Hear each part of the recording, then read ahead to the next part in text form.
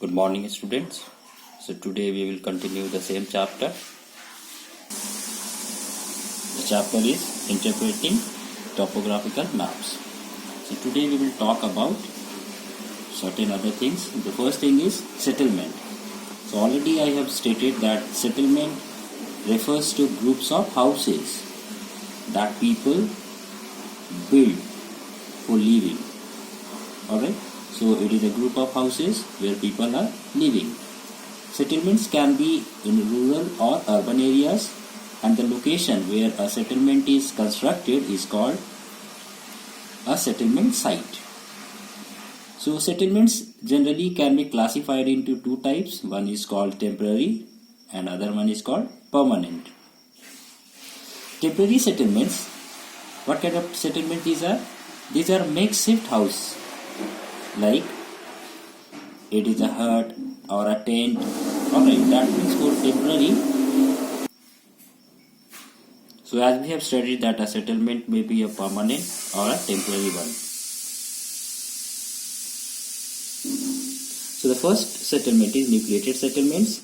In a nucleated settlement, the houses are constructed around a central feature.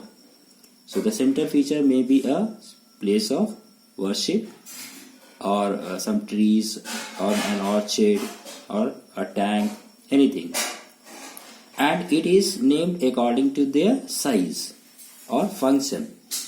Mostly nucleated settlements are found in the Sivalik Valley in the states of Manipur, Mizoram, Meghalaya, Nagaland and Tripura. Okay. Now the second type of settlement is a dispersed settlement. It is a settlement in which individual houses and farms are widely scattered. That means here and there. Good gap is there between the houses. Okay. A big farm, one or two houses, again big farm, then one or two houses, like that. And these are set among fields or spread out along roads. Other than concentrated on one point, houses are connected by paths or cart tracks. These settlements are always rural and usually the farmers live in such settlements to stay near their cultivated lands. Sometimes dispersed settlements are formed as a result of people living overpopulated village. Like the village are, if the villages are overpopulated, then some of the people move around the farms and they construct their houses here and there. Now the third type of settlement is called linear. From the word you can understand, in a line. Linear settlements are arranged in long and narrow lines. The settlements can include houses, inns, shops, petrol pumps, garages, etc. Such settlements are usually built along an already existing route like a railway track, road or river bank. Okay, so if there is a river bank, if there is a road and both sides of the road the houses are constructed in a line, then we call it a linear settlement. Okay, so where generally these linear settlements are found? So valley edges or lake shores, linear settlements are generally found mostly around the middle Himalayas and along the roads of the Ganga Yamuna plains. Now see this topo sheet. This is a topo sheet. Okay, its value is 45D10.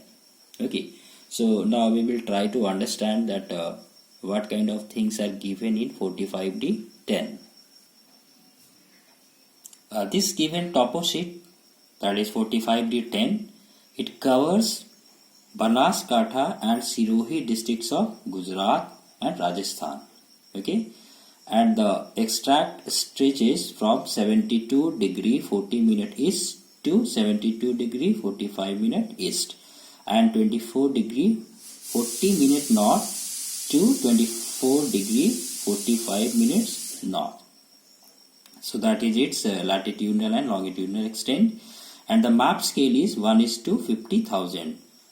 That is a representative fraction, and it is equal to 2 centimeters to 1 kilometer. That means 2 centimeter of that map distance is equal to 1 kilometer of the ground distance. Okay, and the contour interval is of 20 meter. I have told you that in most of the topo sheets the contour interval is fixed and it will be always 20 meter.